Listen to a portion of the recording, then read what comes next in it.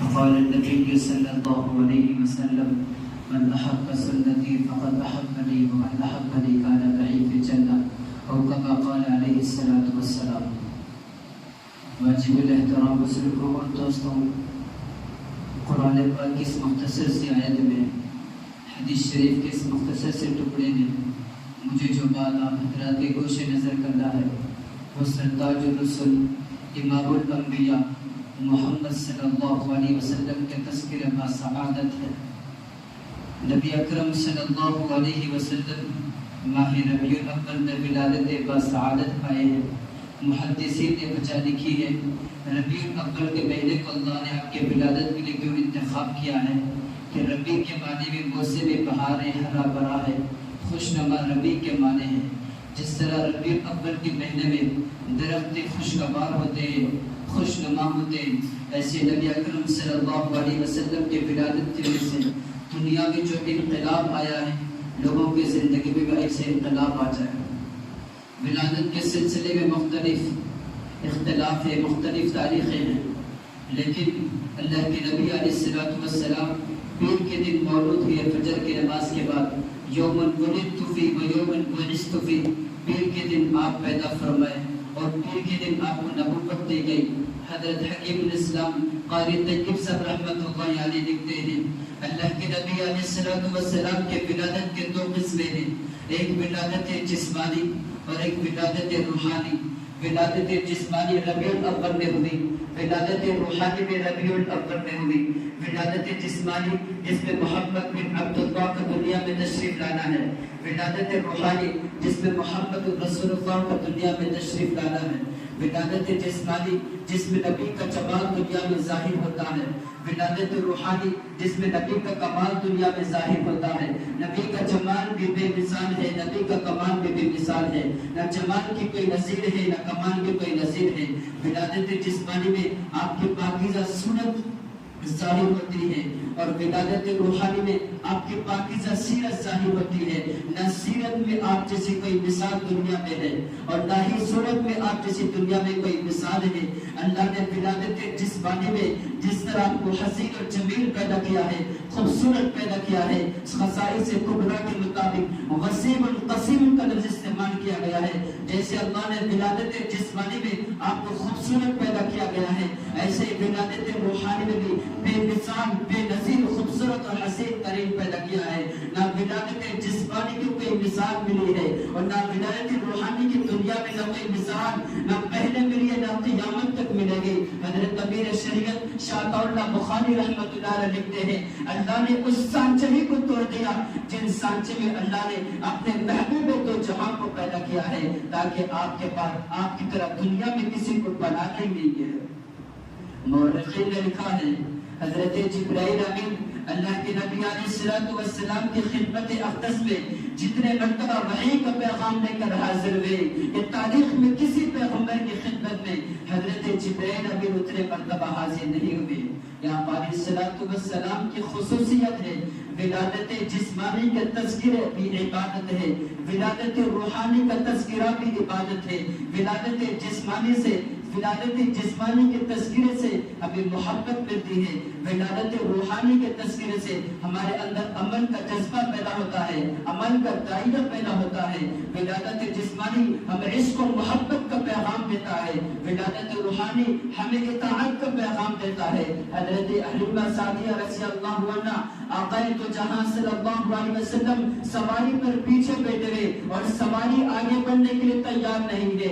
جیسے حضرت حلیمہ سعدیہ رضی اللہ عنہا آپ علیہ السلام کو سامنے بٹھایا تھا تو یہ سواری دنیا کے سب سے تیز ترین سواری بن کر سب کو پیچھے چھوڑ کر آگے نکل گئی تھی. جبکہ جس کے بارے میں راویوں نے لکھا بے انتہا دبلی پتلی کمزور، جس کے تھن سوکھے ہوئے تھے، خشک ہو چکے تھے، جسم میں کوئی طاقت نہیں تھی، لیکن اللہ نے اس سوار کو کہاوت مشہور ہے کہ سوار کا اثر سواری پر ہو ہی جاتا ہے. جب سوار سرتاج الرسل امام الانبیاء ہے، کونین کائنات کا وجود جن کی وجہ سے سبب کائنات ہے، خدا سے کائنات ہے.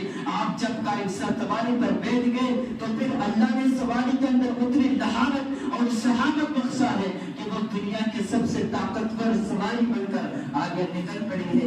آپ علیہ السلام کی شان ہے کہ الفاظ استعمال کیا جائے. آپ علیہ السلام کے پاس یہ الفاظ پھیکے پڑ جائیں گے. اگر ہم درختوں کو قلم بن کر اس کو قلموں کی طرح اور سمندروں کو سیاہی بن کر آپ علیہ السلام کے شان اقدس میں وہ تعریفیں وہ مدحتیں رفعتیں لکھنے بیٹھ جائے تو پھر بعد از خدا بزرگ تو یہ قصہ مختصر کہنے پر مجبور ہو جاتے ہیں. اور ایک شاعر 40,000 اشعار آپ کے شان اقدس میں لکھ کر بے بس ہو کر تھک کر آخر میں یہ کہہ پڑا, یہ لکھا ہے کہ تھکی ہے فکر رساں مدہ باقی ہے, کرم ہے آپ نبا مطلب باقی ہے, ساری عمر لکھا مدہ باقی ہے, برس تمام ہوئے مدہ باقی ہے. آپ علیہ السلام کی بدعت تاریخ میں نہ کبھی کوئی مکمل کر پایا ہے نہ ہی کوئی کر سکتا ہے, اور کسی کتاب میں آپ کی سیرت کا استعاب نہ کوئی کر پایا ہے, اور نہ ہی روز قیامت تک ایسے مرد قدم نہیں پیدا نہیں ہوا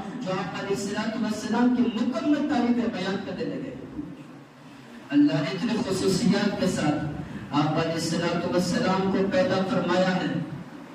دلائل النبوہ کی روایت خصائص کبریٰ میں علامہ سیوطی رحمۃ اللہ علیہ لکھتے ہیں, اللہ کے نبی علیہ السلام کہ جس وقت حضرت سیدنا آدم علیہ السلام کو فرشتوں نے سجدہ کیا ہے, آپ اس وقت نور کے شکل میں آپ کے پیشانی میں موجود تھے.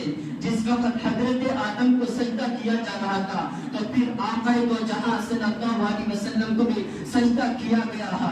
اب پھر آپ کے وہاں سے دنیا میں تشریف لائے, جیسے آدم دنیا میں تشریف لائے ویسے محمد صلی اللہ علیہ وسلم آپ کے ساتھ دنیا میں تشریف لائے نور کی شکل میں. اور یہ پھر نور آپ سے لے کر حضرت سیدنا نوح علیہ السلام کے پشت میں منتقل ہو جاتا ہے, اور وہ سفینہ نوح وہ کشتی سمندروں کے تلاطم کا مقابلہ کیسے کر پائی, اور دنیا میں ایسا طوفان برپا ہوا, اور روز قیامت تک شاید یہ منظر دیکھنے کو کبھی نہیں ملے گا.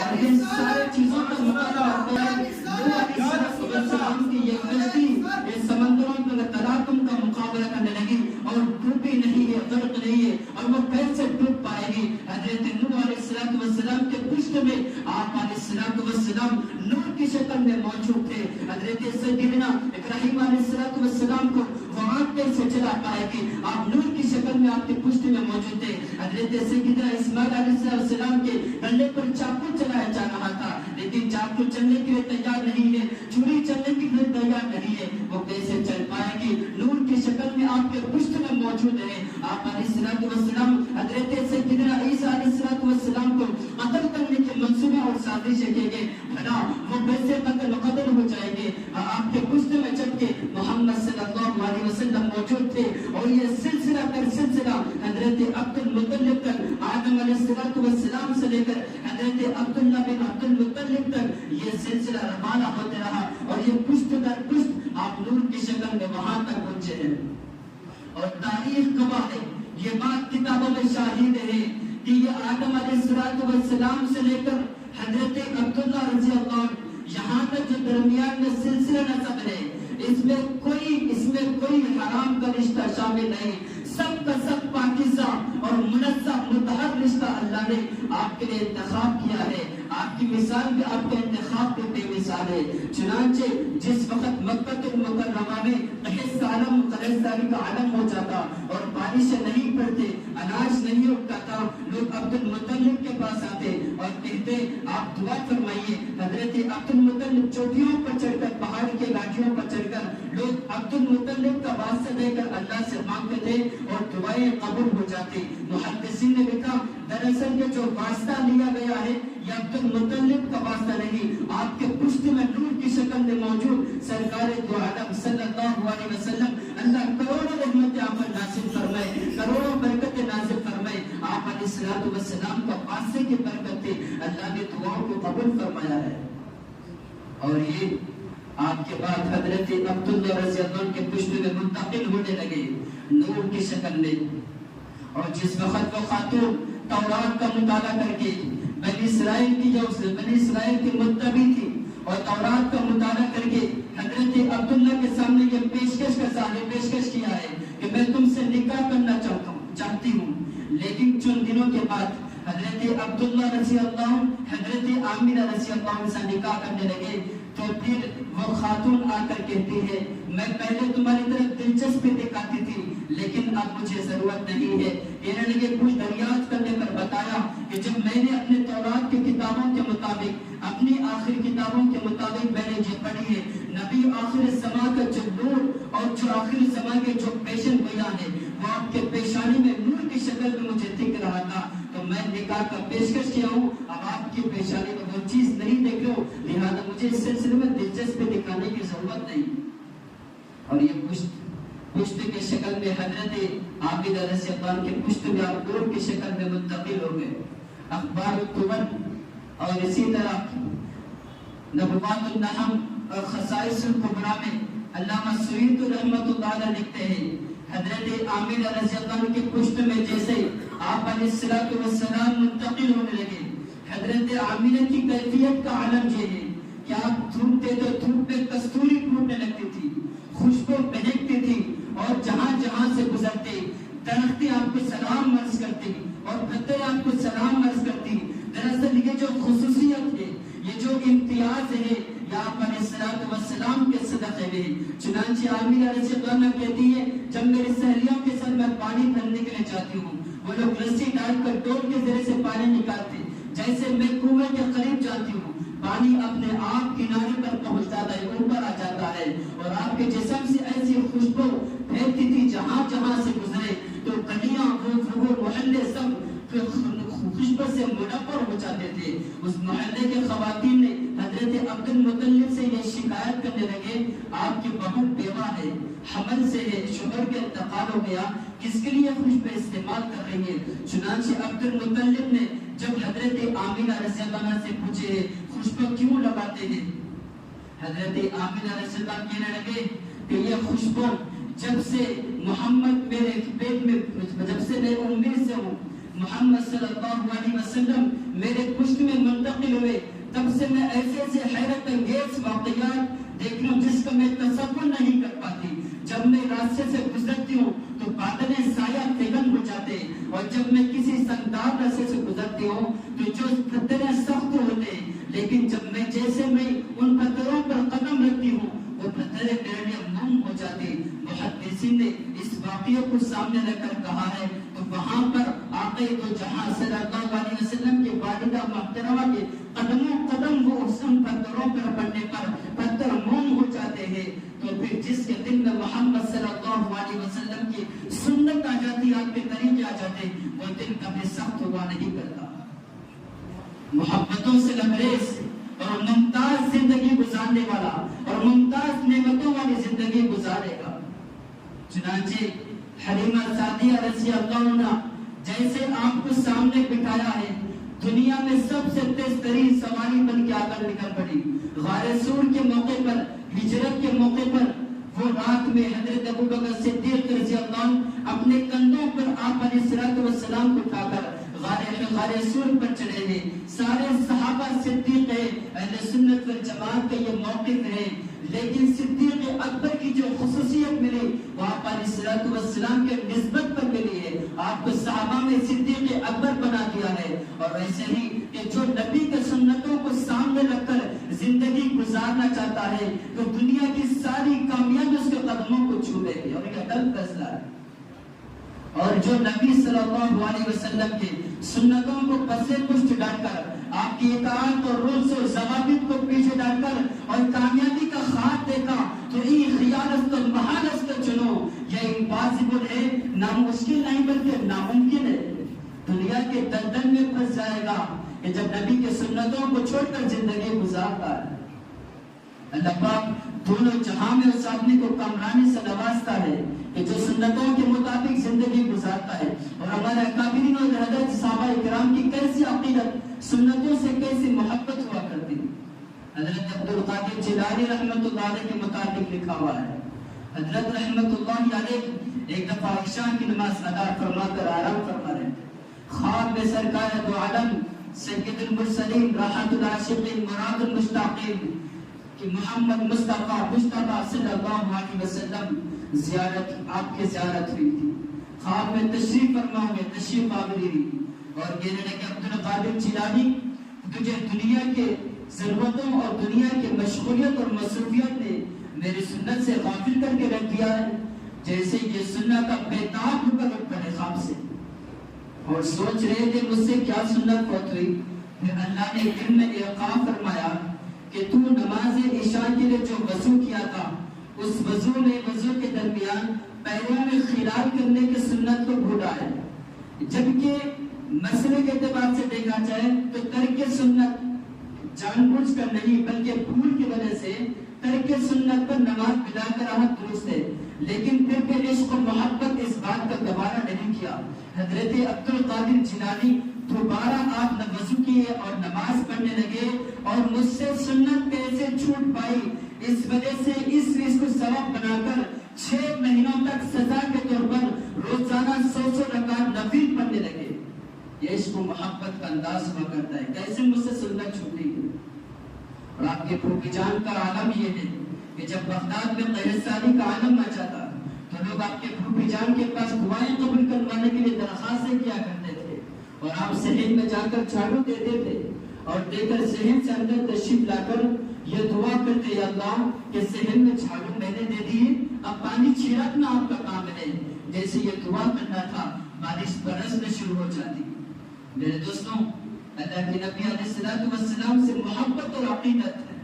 لا يؤمن احدكم حتى يكون احب من والده وولده والناس اجمعين۔ اہل سنت والجماعت کا یہ موقف ہے کہ آدمی اس وقت تک کامل مسلمان نہیں ہو سکتا جب تک اس کے جان سے، اس کے مال و اولاد سے، اس کے بچوں سے، دنیا کے تمام چیزوں سے زیادہ محبت اور عقیدت آپ علیہ السلام سے نہ ہو جائے۔ اور سنتوں سے محبت اور لگاؤ اور لگن ہونا چاہیے۔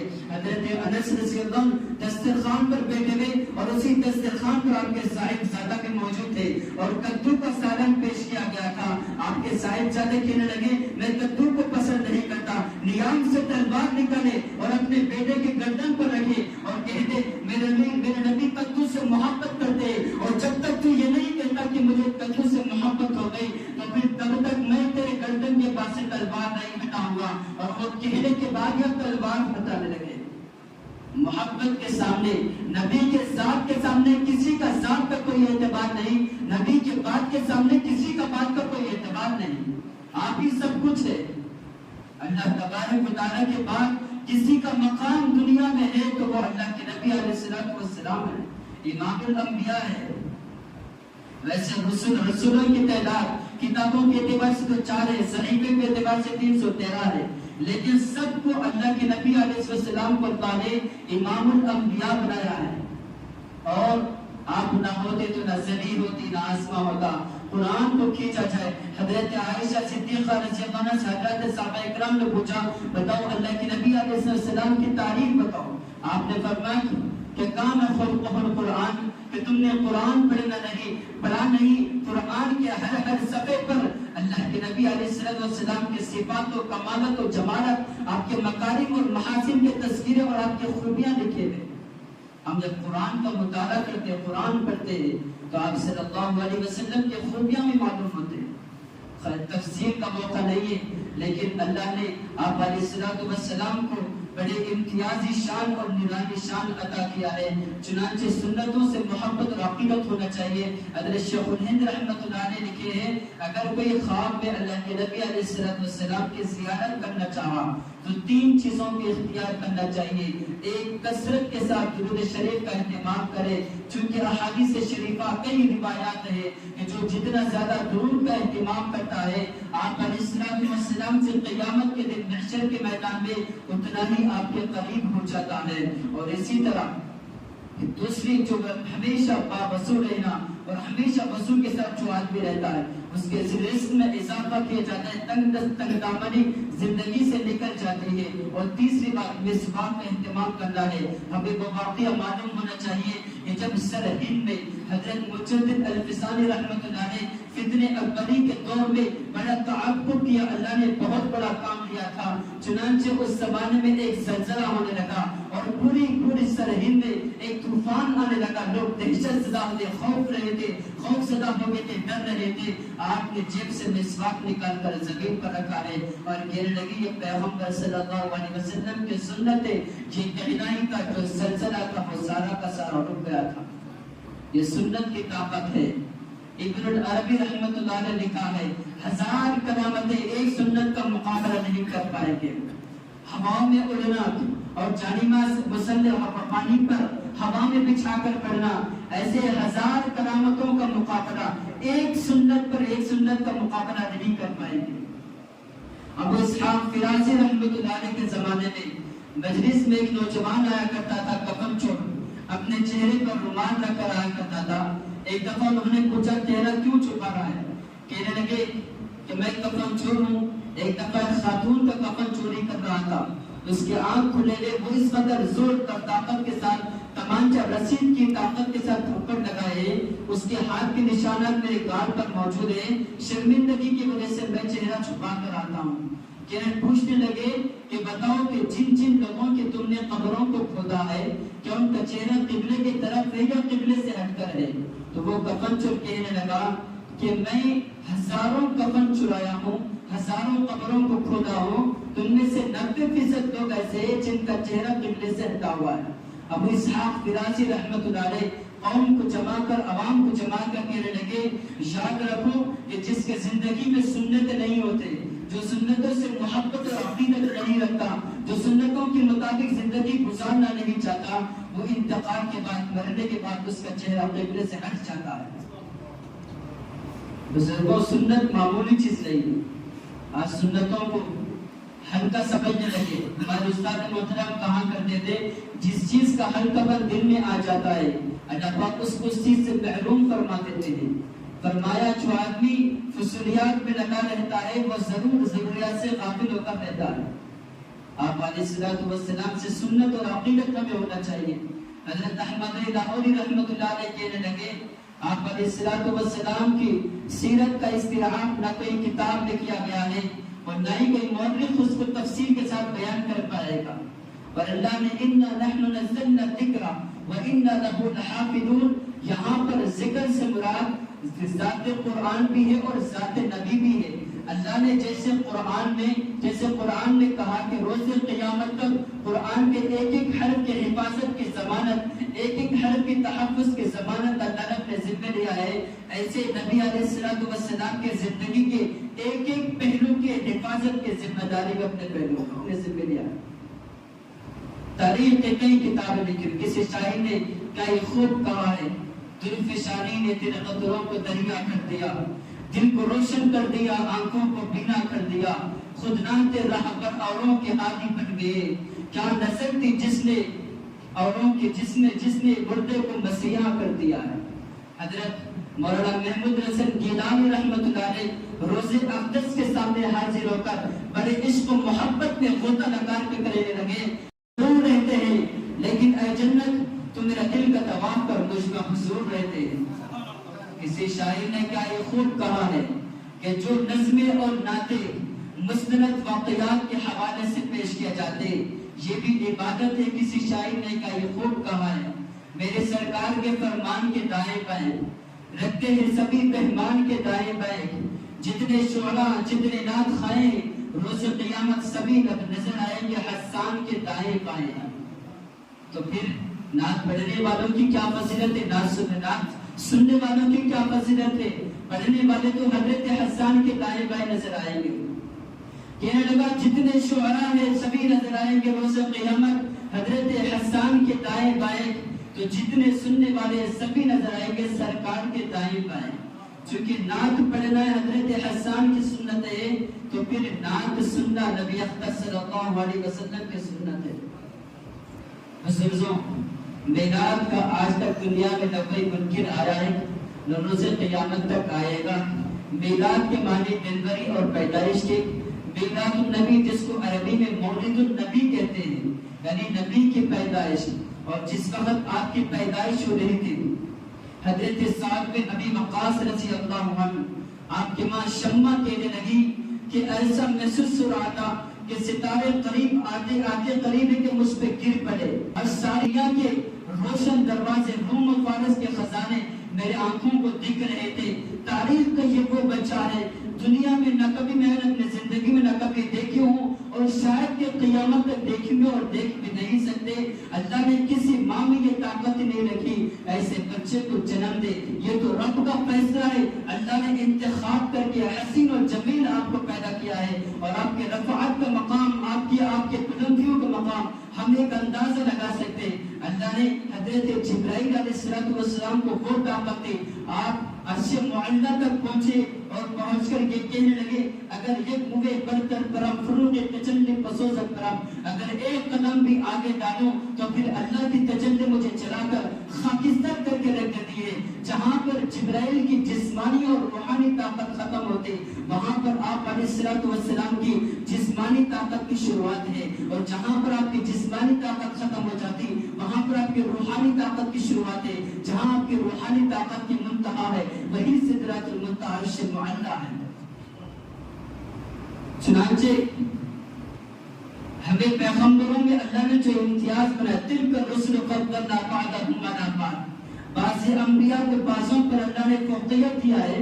ادھر حضرت موسیٰ علیہ السلام مشتاق کے اپنے شوق کا اظہار کرنے لگے کہ میں آپ کی زیارت کرنا چاہوں، تو اللہ پاک نے کہنے لگے کہ تم کوہ طور پر تشریف لائے، اور جب کوہ طور پر آ رہے تو کہہ رہے کہ فخلا نعلین، اپنے جوتیوں کو اتار کر آؤ۔ حضرت موسیٰ علیہ السلام عرش پر نہیں بلکہ کوہ طور پر تشریف لا رہے، اللہ پاک فرما رہے فخلا نعلین، اپنے جوتیوں کو اتار کر کوہ طور پر تشریف لائے۔ ادھر آقا دو جہاں آمینہ کے لال اللہ کے نبی علیہ السلام عرش معلیٰ پر تشریف لائے، آپ اللہ تبارک و تعالیٰ فرما رہے جوتیوں کے سمیت آ جائے۔ اللہ نے یہ امتیاز آپ کو دیا ہے۔ چنانچہ حضرات صحابہ کرام جیسے عشق و محبت کا مظاہرہ آپ کے ساتھ کیا کرتے تھے، ویسے ہمیں بھی عشق و محبت کا مظاہرہ کرنا چاہیے۔ دلائل النبوہ کی روایت ہے، اطاعت کو کس کو کہتے ہیں؟ حضرت عبداللہ بن مسعود رضی اللہ عنہ ابھی جمعہ کے موقع پر مسجد میں قدم رکھ رہے تھے، آپ علیہ السلام کہنے لگے جو جہاں ہے وہی بیٹھ جاؤ، ایک قدم مسجد کے اندر ایک قدم مسجد کے باہر، وہی چوکٹ پر بیٹھ گئے۔ میری مجال کے سرکار کے کہنے کے بعد میں ایک قدم بھی آگے ڈالا، جبکہ اللہ کے نبی نے بات میں فرمایا آپ کے لیے نہیں، جو سفید چیز کا رہا اس کے لیے کہا ہے۔ حضرت عبداللہ بن مسعود رضی اللہ عنہ، حضرت ابو ہریرہ رضی اللہ عنہ کی مطابق آپ ریبن میں بکریوں کے ساتھ تھے، اور آپ علیہ السلام کی آواز آئی کہ جو جہاں جگہ ملے وہیں بیٹھ جاؤ، جو جہاں تیرے میں وہیں بیٹھ جاؤ۔ آپ نیچے کیچڑ ہے پھر بھی سرکار کے فرمان کے یہاں میری کوئی مجال نہیں، وہیں چیکڑ پر بیٹھ گئے، کیچڑ پر۔ یہ اطاعت ہوا کرتی، عشق و محبت ہوا کرتی ہے۔ اللہ کے نبی علیہ السلام کی محبت ہمارے دلوں میں ہونا چاہیے، اور محبت کا اظہار ایسے کرنا ہے جیسے معشوق کے پسند کے موافق ہو۔ بچے سے محبت کرتے اظہار محبت کرنا ہے تو وہ ادائیں اپنائی جاتی ہیں جو بچے کے پسند کے موافق ہو، اور اسی طرح کہ بیوی سے محبت کرتے تو وہ ادائیں اختیار کی جاتی ہے جو بیوی کے پسند کے موافق ہو۔ تو آپ علیہ السلام سے محبت کرنا، عشق کرنا ہے، وہ ادائیں اختیار کرنا ہے جو آپ علیہ السلام کے پسند کے مطابق ہو۔ اللہ تبارک و تعالی ہم سب کو کہنے اور سننے سے عمل کی توفیق عطا فرما، اور زندگی کے آخری سانس تک سنتوں کے ساتھ زندگی گزارنے کی توفیق عطا فرما۔ وما علینا الا البلاغ۔